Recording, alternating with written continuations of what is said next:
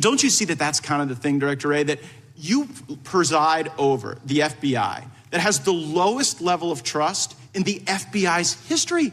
People trusted the FBI more when J. Edgar Hoover was running the place than when you are. And the reason is because you don't give straight answers. You give answers that later a court deems aren't true. And then at the end of the day, you won't criticize an obvious shakedown when it's directly in front of us. And it appears as though you're whitewashing the conduct of corrupt people. Respectfully, Congressman, in your home state of Florida, the number of people applying to come work for us and devote their lives working for us is up over 100%. We're deeply proud of them, and they deserve better than you.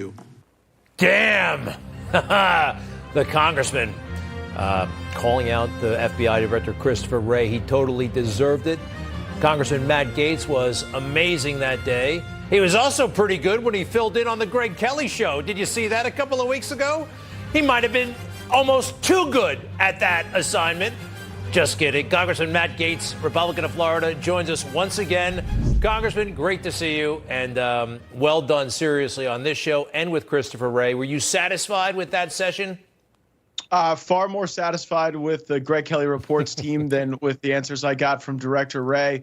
It's interesting that the one fact he seemed to know was an obscure recruiting piece of data from Florida. He didn't know basic questions about how many times the FBI broke the law on his watch. And we hear time and again this promise of change, but every time a court or an inspector general or a congressional committee looks under the hood, we see how rotten it is with far too many of them. Just this past week, I was taking the deposition of the former head of the foreign intelligence group that was called the FIDF, and she said that everyone there had the ability to query U.S. persons in the 702 database, and they didn't even require approval to do it. That's how pervasive the violation of all of our rights has become. Yeah, you know, when he hit you with that thing about recruitment in Florida, it was like, yeah, he was ready. He was going to show you. He was going to show you. So he actually had staff do work to track down that data. It was ridiculous on his part. Very well handled. Look, what are you going to do about this Jack Smith? I mean, it's getting out of control. Looks like he's on the eve of indicting President Trump again. I hear you got something cooking. I think every member of Congress should join my legislation to defund the Jack Smith investigation. And I don't need Jack Smith to tell me what happened on January 6th. I was there. I saw President Trump encourage people to peacefully and patriotically go to places where permits had been reserved with city government for lawful protest activity. And while anyone who did harm to police certainly deserves to be held accountable for that, you had so many Americans who had barriers taken down in front of them, and they didn't know that they were committing some technical violation of federal criminal law. Now Jack Smith is trying to weaponize the U.S. government against not just President Trump, but against our entire political movement. That's what people need to understand. This isn't even really about President Trump. It's about the fact that there are tens of millions of us who demand better from our current government than we're getting. And when we stand up for it, we're called domestic terrorists and extremists and nationalists. And the reality is we want a great country for everyone.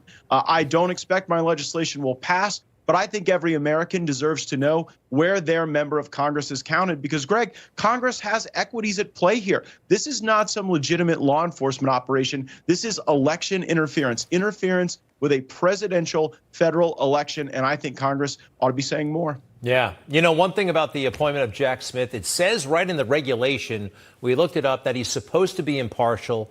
When you have a wife who's doing projects with Michelle Obama, that's great, but you can't be the special prosecutor. And what do you make of this federal law, this catch-all, 18 U.S.C. 241, conspiracy against rights?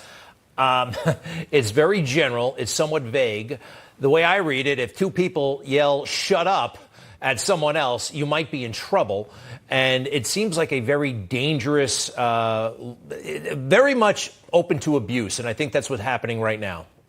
Well, you'll remember the honest services doctrine was clipped by the U.S. Supreme Court because of vagueness, and the conduct wouldn't necessarily be definable and put a potential defendant on requisite notice. I think the reason that law was passed was so that like the EPA and the Department of Agriculture couldn't conspire to deprive you of your property rights. That type of an application would be more warranted than trying to use it to resolve a political dispute with someone who is engaged in lawful political speech in a forum by the way, that was constitutionally contemplated. Everybody acts like January 6th required us all to be conveyor belts. Time and again, Democrats objected to states, to elections. I mean, I think the last time a Republican got sworn in, absent some Democrat objection to electors, it was George H.W. Bush. And so this was a forum to make a point, to make an argument. That's what it should have been. And criminalizing that argument really goes along with the Democrat strategy to deprive people of ballot access. Remember, this charge, this indictment isn't an end unto itself. The goal is to try to do some tortured backflip into a 14th Amendment claim and then say, well, Trump may not be eligible to be on the ballot in certain states. So for the sake of democracy and the republic, the real goal is to deprive us of our choice on the ballot for president of the United States. Isn't it amazing? It's so much more sinister. Really, I mean, it's psychological projection. You know, they're guilty of what they're accusing our side of doing. Real quick, Matt Gaetz, 15 seconds. Ron DeSantis, what's going on there? You think there's any pulling out of this nosedive he seems to be in? I worked hard to get Ron DeSantis elected governor of Florida in 2018, and I loved the days when Donald Trump was my president, when Ron DeSantis was my governor, when I got to serve the people of North Florida in Congress, and I may get those days again very soon, and I look forward to them. Truly, Greg, you're an absolute gentleman of a guy to let me come and take the reins with this audience I know you love and care about so much, and you've got the best team in all of television. Working with them was a blast. All right. Thank you very much. Easy for you to say. He just drops by. Everybody's happy. It's one day. Yikes. No, it's great. And we beat CNN the week before and the week after, but you kept the track going, and we appreciate it so much. I was just carrying the baton for you, buddy. Just carrying the baton for my short leg of the race. You're welcome back anytime, believe me. And thank you, Congressman Gaetz. Matt, if I may, thank you very much. We'll be right back.